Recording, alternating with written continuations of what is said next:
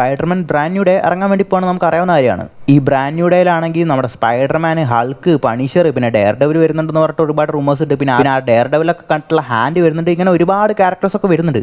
അതായത് ഇപ്പോൾ ആ പടം കണ്ടിട്ട് എന്തൊക്കെയാണ് നടക്കുന്നതെന്ന് മനസ്സിലാവണമെങ്കിൽ ഇതിന് മുമ്പ് ഏതൊക്കെ പടങ്ങളും സീരീസുകളൊക്കെ കാണണമെന്ന് ഒരുപാട് പേർക്ക് ഡൗട്ട് ഉണ്ടാവും. സോ അവർക്കൊക്കെ വേണ്ടിയിട്ടാണ് ഈ ഒരു വീഡിയോ. അതായത് ഇപ്പം കറണ്ടായിട്ട് അതിൽ വന്നിരിക്കുന്ന ക്യാരക്ടേഴ്സൊക്കെ ഏത് അവസ്ഥയിലാണ്, അതായത് ഇന്ന പടങ്ങൾ കണ്ടാൽ മതി എന്നുള്ള ജസ്റ്റ് ഒരു സജഷൻസ് മാത്രമല്ല, ആ പടങ്ങളിലൊക്കെ ശരിക്കും ആ ക്യാരക്ടേഴ്സ് ഏതൊരു ലെവലിലാണ് ഇപ്പോൾ ആ സ്പൈഡർമാൻ ആ ബ്രാൻഡ് ന്യൂ ഡേ പടത്തിൽ ഉണ്ടാകാൻ പോകുന്നുള്ള ഒരു സമ്മറൈസ് ചെയ്തിട്ടുള്ള മൊത്തത്തിലുള്ള ആ കഥയുടെ ഒരു ചുരുക്കമായിരിക്കും നമ്മൾ ഈ വീഡിയോയിൽ പറയാൻ വേണ്ടി പോകുന്നത്.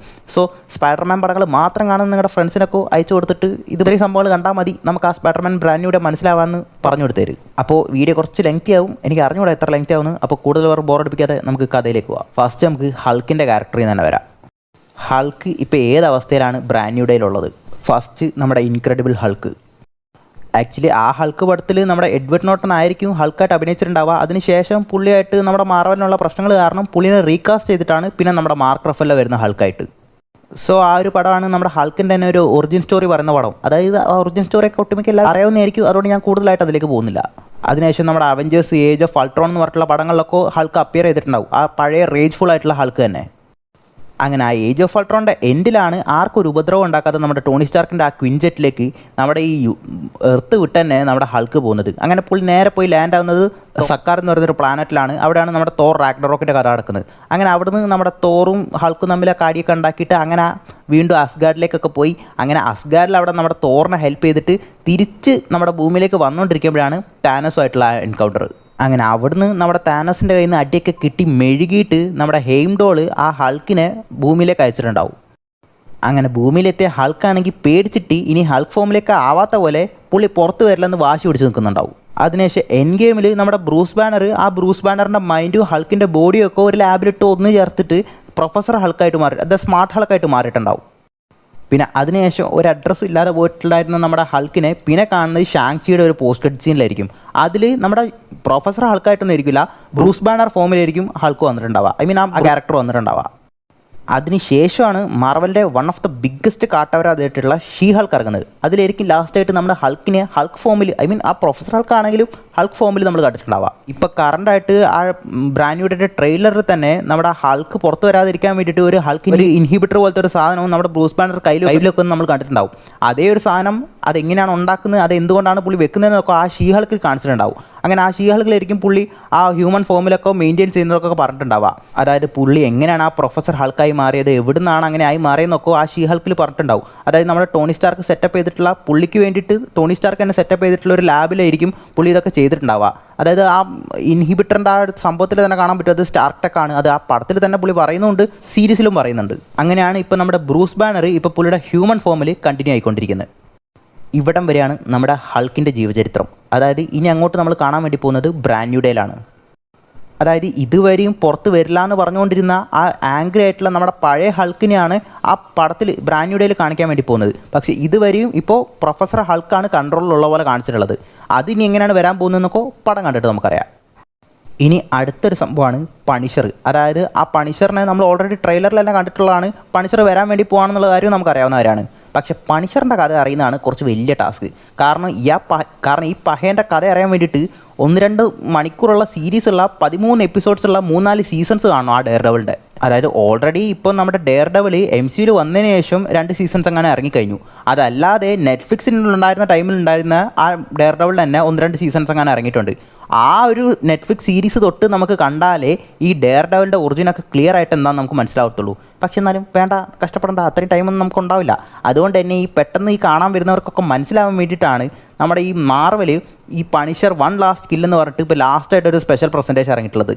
ആക്ച്വലി ആ ഒരു സംഭവം കണ്ടാൽ മാത്രം മതി ഇപ്പോൾ പണിഷറിൻ്റെ കറണ്ടായിട്ടുള്ള അവസ്ഥ എന്താണ്, ഇതുവരെ ഉണ്ടായിരുന്ന ആ പണിഷറിൻ്റെ ക്യാരക്ടറും ഇനി ബ്രാൻഡ് ന്യൂ ഡേയിലേക്ക് വരാൻ വേണ്ടി പോകുന്ന ആ പണിഷറിൻ്റെ ക്യാരക്ടർ തമ്മിലുള്ള ഒരു വ്യത്യാസം എന്താണെന്ന് മനസ്സിലാക്കി തരാൻ വേണ്ടിയിട്ട്. സോ ആ ഒരു കാര്യമാണ് ഇനി നമ്മൾ പറയാൻ വേണ്ടി പോകുന്നത്. അതായത് ഇപ്പോൾ നമ്മുടെ ഫ്രാങ്ക് കാസിൽ പുള്ളിയുടെ ഫാമിലിയൊക്കെ മരിക്കാൻ കാരണമായിട്ടുള്ളവരെയൊക്കെ കൊന്നു കഴിഞ്ഞു. അതായത് പുള്ളിയുടെ പർപ്പസ് തന്നെ, അതായത് എല്ലാവരും എനിമീസിനൊക്കെ പുള്ളി ഇല്ലാതാക്കി കഴിഞ്ഞു.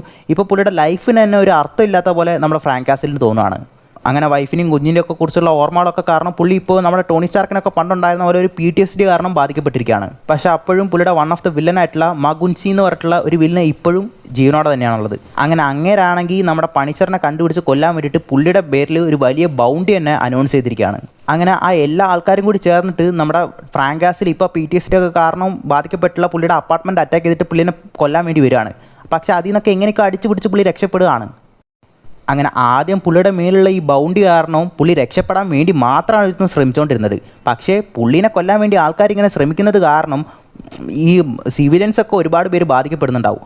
അപ്പോഴായിരിക്കും നമ്മുടെ ഫ്രാങ്കാസിലിന് ഒരു കാര്യം മനസ്സിലാവുന്നത്, റിവെഞ്ച് എടുക്കുന്നതിന് പകരം പുള്ളി സിവിലിയൻസിനൊക്കെ രക്ഷിക്കാൻ വേണ്ടി തുടങ്ങാണ്. അങ്ങനെ പുള്ളിയാണെങ്കിൽ ഒരുപാട് കുട്ടികളെയും ഒരുപാട് ആൾക്കാരെയൊക്കെ ഒരുപാട് ബാഡ് ഗൈസിൽ നിന്നൊക്കെ പ്രൊട്ടക്റ്റ് ചെയ്തിട്ട് പുള്ളിയുടെ ലൈഫിൻ്റെ തന്നെ ഒരു ടേണിംഗ് പോയിൻ്റ് ആയിട്ട് മാറാണ്. ഇങ്ങനെ അതായത് പർപ്പസ് തന്നെ പുള്ളി കണ്ടുപിടിക്കുകയാണ്.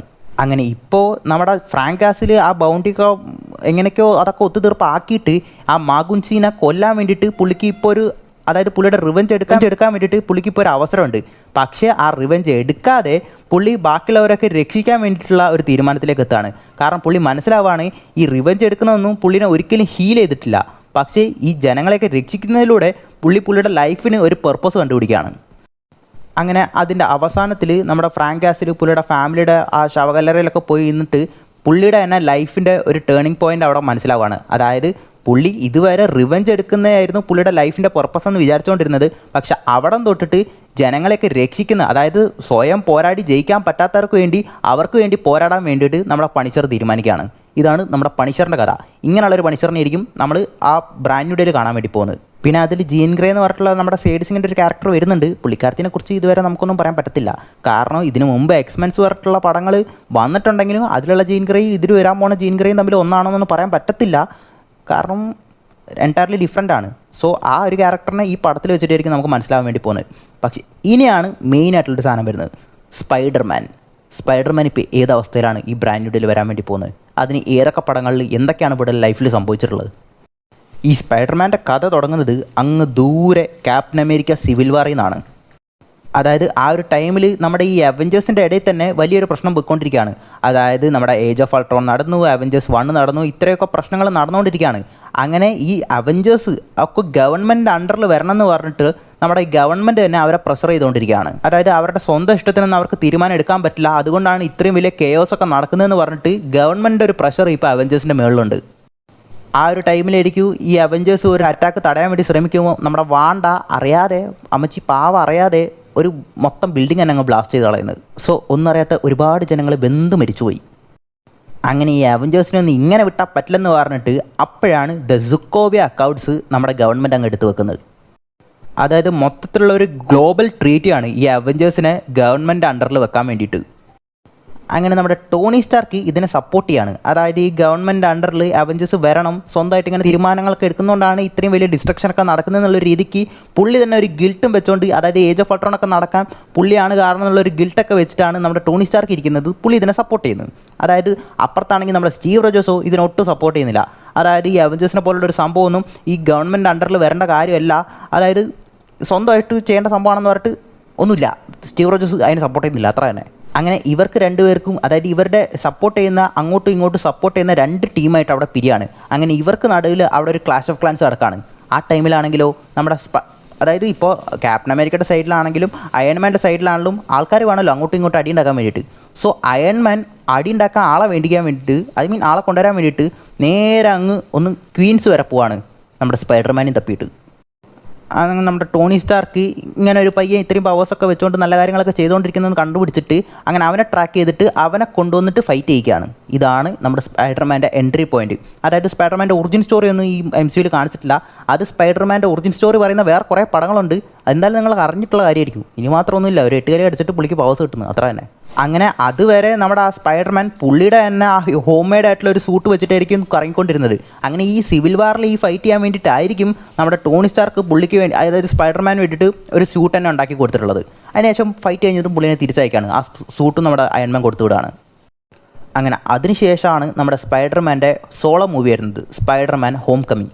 ആക്ച്വലി അതിൽ നമ്മുടെ സ്പൈഡർമാൻ്റെ ഒറിജിൻ സ്റ്റോറി ഒന്നും പറഞ്ഞിട്ടുണ്ടാവില്ല, ഞാൻ നേരത്തെ പറഞ്ഞ കാര്യം തന്നെ. അതായത് മാർവൽ ഇനി അതിലും കൂടി വെറുതെ ടൈം കളയണ്ടെന്ന് വിചാരിച്ചിട്ടുണ്ടാവും. അങ്ങനെ ഈ സ്റ്റോറി സ്റ്റാർട്ടാകുന്ന തന്നെ ആ അവഞ്ചേഴ്സിൻ്റെ ആ ന്യൂയോർക്ക് ബാറ്റലിന് ശേഷമാണ്. ആ ടൈമിലായിരിക്കും നമ്മുടെ ഏഡ്രിയൻ, അതായത് നമ്മുടെ വൾച്ചറും പുള്ളിയുടെ ക്രൂവും ചേർന്നിട്ട് ആ ഏലിയൻസൊക്കെ കാറുണ്ടായിട്ടുള്ള ആ വലിയ മെസ്സൊക്കെ ക്ലീൻ ചെയ്തുകൊണ്ടിരിക്കുന്നത്. അപ്പോഴായിരിക്കും അവരെ സ്യൂ ചെയ്തിട്ട് നമ്മുടെ ടോണി സ്റ്റാർക്കിൻ്റെ ഡാമേജ് കൺട്രോൾ അങ്ങോട്ട് വരുന്നത്. അങ്ങനെ ഈ സംഭവങ്ങളൊക്കെ അവർ ടേക്ക് ഓവർ ചെയ്യാണ്. അതുകൊണ്ട് തന്നെ നമ്മുടെ ടൂമിൻ്റെയും ബാക്കിയുള്ളവരുടെയും ജോലി തന്നെ പോവാണ്.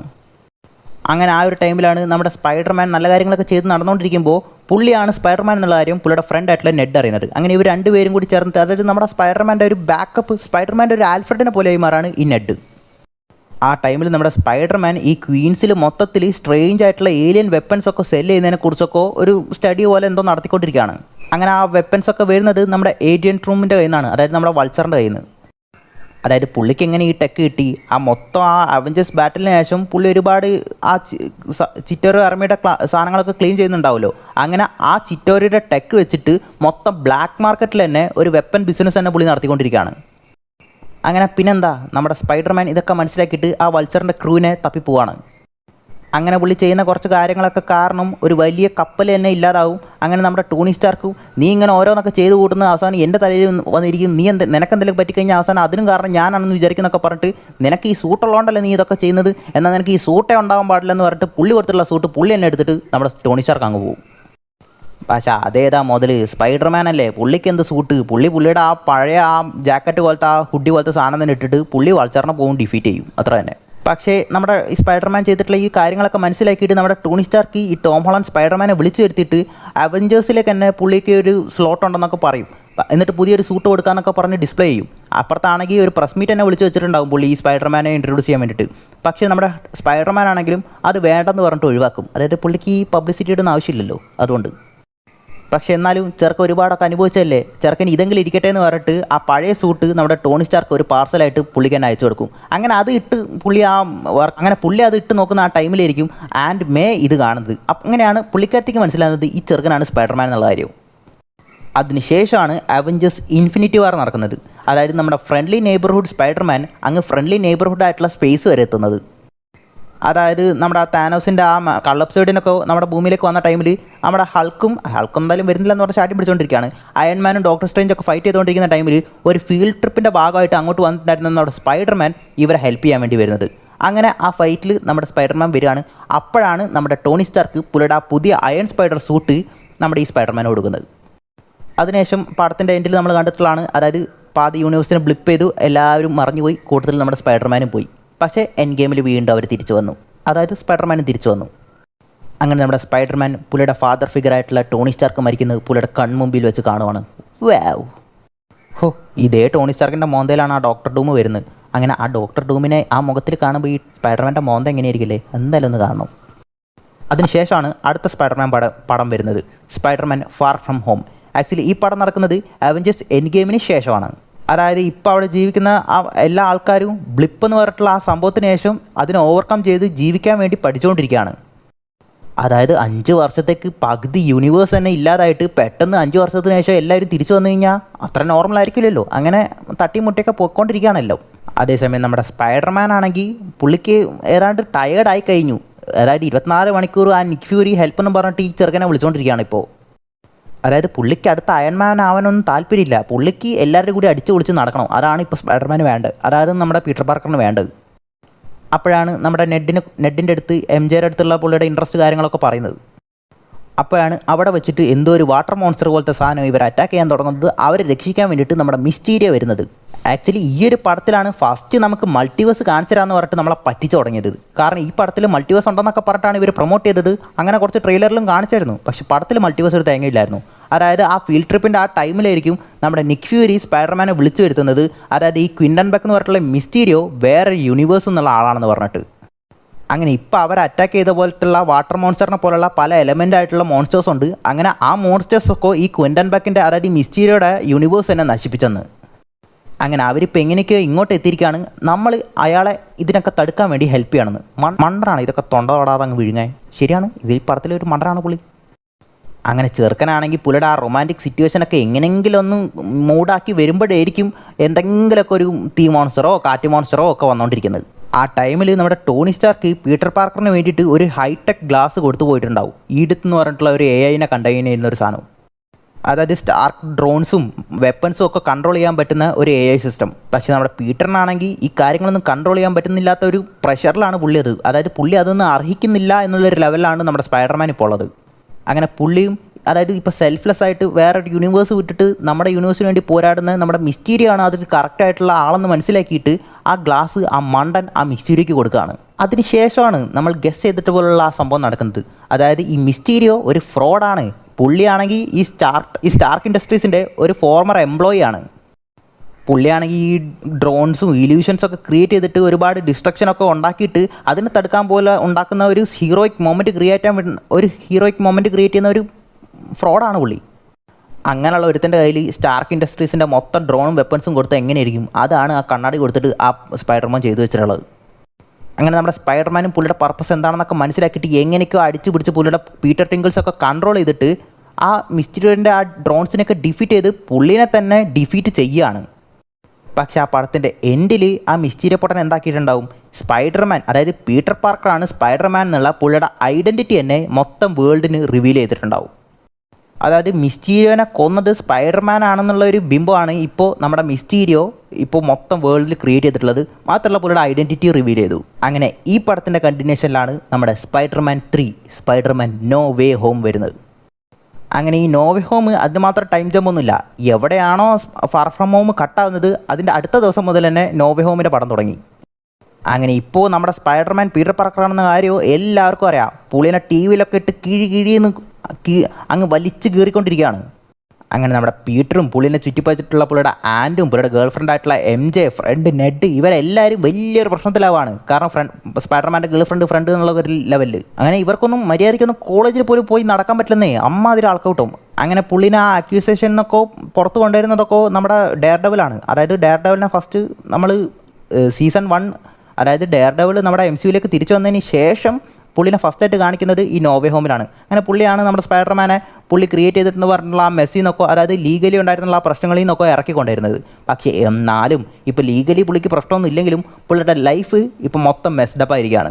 കാരണം പുള്ളിയുടെ ഫ്രണ്ട്സ് ആയതുകൊണ്ട് തന്നെ നമ്മുടെ MJനെയും നെഡിനെയൊക്കെ MITന്ന് റിജക്റ്റ് ചെയ്തിരിക്കുകയാണ്, സ്പൈഡർമാൻ്റെ ഫ്രണ്ട് ആയതുകൊണ്ട്. അങ്ങനെ ഈ കാര്യങ്ങളൊക്കെ ഒന്ന് തീരുമാനമാക്കാൻ വേണ്ടിയിട്ടാണ് പുള്ളി നമ്മുടെ ഡോക്ടർ സ്ട്രേഞ്ചിൻ്റെ അടുത്ത് ഹെൽപ്പ് ചോദിച്ചു പോകുന്നത്.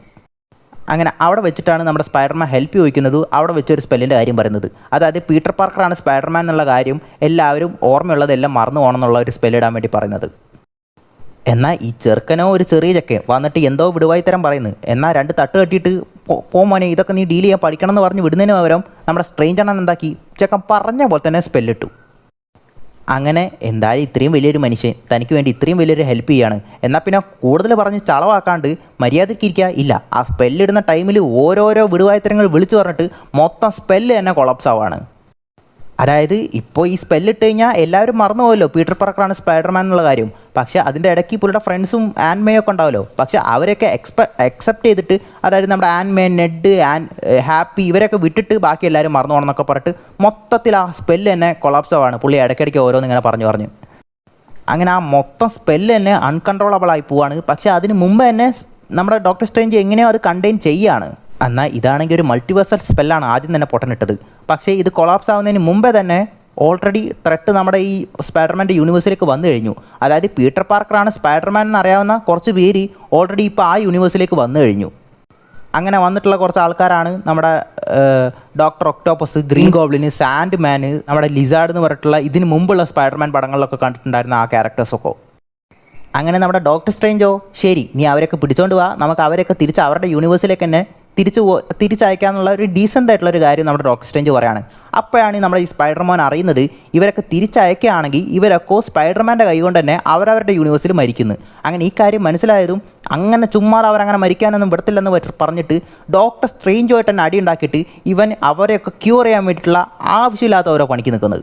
അങ്ങനെ എങ്ങനെയൊക്കെയോ പുള്ളി നമ്മുടെ ഡോക്ടർ ഒക്ടോപ്പസിനെ ക്യൂർ ചെയ്യുകയാണ്. അങ്ങനെ ബാക്കിയുള്ളവരൊക്കെ ക്യൂർ ചെയ്യാൻ വേണ്ടി ശ്രമിക്കുന്നുണ്ട്. അപ്പോഴാണ് നമ്മുടെ വില്ലൻ്റെ എൻട്രി. അതായത് ഗ്രീൻ ഗോബ്ലിൻ്റെ പേഴ്സണാലിറ്റി ടേക്ക് ഓവർ ചെയ്യാണ്. ബാക്കിയുള്ള നമ്മുടെ ഇലക്ട്രോ, ലിസാർഡൊക്കെ പുള്ളിയുടെ കൂടെ ചേരുകയാണ്. അവിടെ സ്പൈഡർമാനെ ഇട്ട് അടിച്ച് തീർക്കുവാണ്. അങ്ങനെ ആ ഒരു ഫൈറ്റിൻ്റെ ഇടയ്ക്ക് നമ്മുടെ സ്പൈഡർമാൻ്റെ ആകെ കൂടി ഉണ്ടായിരുന്ന ഒരു ആൻറ്റ്മേ പുള്ളിക്കാരത്തി മരിക്കുകയാണ്. അങ്ങനെ ആ ടൈമിൽ വില്ലൻസ് മാത്രമല്ല വന്നിട്ടുണ്ടാവുക, കുറച്ച് ആൾക്കാരും കൂടി വന്നിട്ടുണ്ടാവും. അതായത് ബാക്കിയുള്ള 2 സ്പൈഡർമാൻസും, അതായത് അവരും നമ്മുടെ ഈ യൂണിവേഴ്സിലേക്ക് വന്നിട്ടുണ്ടാവും. അങ്ങനെ നമ്മുടെ പീറ്റർ പാർക്കറിനെ കണ്ടുപിടിക്കാമെന്ന് വിചാരിച്ചിട്ട് ഈ ഡോക്ടർ സ്ട്രേഞ്ചിൽ നിന്ന് കിട്ടിയിട്ടുണ്ടായിരുന്ന ആ സ്ലിംഗ് റിങ് എങ്ങനെയൊക്കെയോ ഒറ്റ ദിവസം കൊണ്ട് തന്നെ നമ്മുടെ നെഡ് ഓപ്പറേറ്റ് ചെയ്തിട്ട് പുള്ളി അതുമൂലം ഈ 2 സ്പൈഡർമാൻസിനെ അങ്ങോട്ടേക്ക് കൊണ്ടുവരാണ്. അങ്ങനെ ഇവർ രണ്ടുപേരും ചേർന്നിട്ട് നമ്മുടെ ആ ടോം ഹോളണ്ട് സ്പൈഡർമാൻ ഇപ്പോൾ ഡിപ്രഷനിലുള്ള സ്പൈഡർമാനെ പോയി കാണുകയാണ്. അങ്ങനെ നമ്മുടെ ടോബി സ്പൈഡർമാനും ആൻഡ്രൂ സ്പൈഡർമാനും അവരുടെ ലൈഫ് സ്റ്റോറീസൊക്കെ പറഞ്ഞ് മോട്ടിവേറ്റ് ചെയ്തിട്ട് നമ്മുടെ ടോം ഹോളണ്ട് സ്പൈഡർമാനെ മോട്ടിവേറ്റ് ചെയ്യുകയാണ്. അങ്ങനെ ഇവരെല്ലാവരും കൂടി ചേർന്നിട്ട് അവരെ ആ വില്ലൻസിനൊക്കെ ക്യൂർ ചെയ്യാനുള്ള ഓരോരോ ക്യൂർ കണ്ടുപിടിക്കുകയാണ്. ആ ഒരു ടൈമിൽ തന്നെയാണ് ആ ഫൈറ്റ് നടന്നുകൊണ്ടിരിക്കുമ്പോഴാണ് നമ്മുടെ ആ ഡോക്ടർ സ്ട്രേഞ്ചും പുള്ളിനെ ഓൾറെഡി നമ്മുടെ ടോം ഹോളണ്ട് സ്പൈഡർമാൻ ഒരു മിറർ ഡൈമെൻഷൻ പോലത്തെ ഒരു സംഭവത്തിൽ ലോക്ക് ചെയ്ത് വെച്ചിട്ടുണ്ടാവും. അങ്ങനെ അതിൽ നിന്ന് പുള്ളി തിരിച്ചു വന്നിട്ടുണ്ടാവും. അങ്ങനെ ഇപ്പം നമ്മുടെ ഡോക്ടർ സ്ട്രേഞ്ച് തിരിച്ചു വന്നു. അതേ ടൈമിൽ തന്നെ ബാക്കിയുള്ള എല്ലാവരെയും നമ്മുടെ ബാക്കിയുള്ള സ്പൈഡർമാൻസും ഈ സ്പൈഡർമാനും കൂടി ചേർന്ന് ക്യൂർ ചെയ്ത് കഴിഞ്ഞു. പക്ഷേ ആ ടൈമിൽ നമ്മുടെ ഫുൾ റേജിലാണുള്ളത്. പുള്ളിയുടെ ആൻഡ് മേ വരെ മരിച്ചു ഈ ഗ്രീൻ ഗോബ്ലിൻ കാരണം.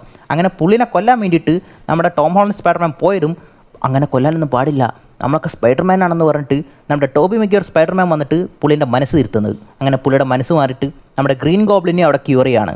അതേസമയം നേരത്തെ ഇട്ടുള്ള ആ സ്പെല്ല് ഓൾറെഡി ഈ ഗ്രീൻ ഗോബ്ലിൻ കാരണം മൊത്തത്തിൽ ഇപ്പോൾ കൊളാപ്സ് ആയിട്ടുണ്ടാവും. അതായത് ഇപ്പോൾ മൾട്ടിവേഴ്സ് തന്നെ ബ്രേക്ക് ആയിട്ട് പീറ്റർ പാർക്കറാണ് സ്പൈഡർമാൻ എന്ന് പറയുന്ന സകലരും ഇപ്പോൾ ആ യൂണിവേഴ്സിലേക്ക് വന്നുകൊണ്ടിരിക്കുകയാണ്. അതായത് മൊത്തം മൾട്ടിവേഴ്സ് തന്നെ കൊളാപ്സ് ആവാൻ വേണ്ടി പോകുന്ന രീതിക്ക് അവിടെ എത്താണ്. അങ്ങനെ അപ്പോഴാണ് നമ്മുടെ സ്പൈഡർമാൻ ചങ്ക് കല്ലാക്കിയിട്ടുള്ള ആ ഒരു കാര്യം ഡോക്ടർ സ്ട്രേഞ്ചിൻ്റെ അടുത്ത് പറയുന്നത്. അതായത് ഇവരൊക്കെ പീറ്റർ പാർക്കറാണ് സ്പൈഡർമാൻ എന്നുള്ള കാര്യം അറിയുന്നതുകൊണ്ടല്ലേ ഈ യൂണിവേഴ്സിലേക്ക് വരുന്നത്. അങ്ങനെയാണെങ്കിൽ വീണ്ടും ഒരു സ്പെല്ലും കൂടി ഇട്. ഈ തവണ സ്പൈഡർമാനാണ് പീറ്റർ പാർക്കറാണ് സ്പൈഡർമാൻ എന്നുള്ള കാര്യം എല്ലാവരും മറന്നു പോട്ടെ എന്ന് പറഞ്ഞിട്ടുള്ള കറക്റ്റായിട്ടൊരു സ്പെല്ലിടാൻ വേണ്ടി പറയുകയാണ്.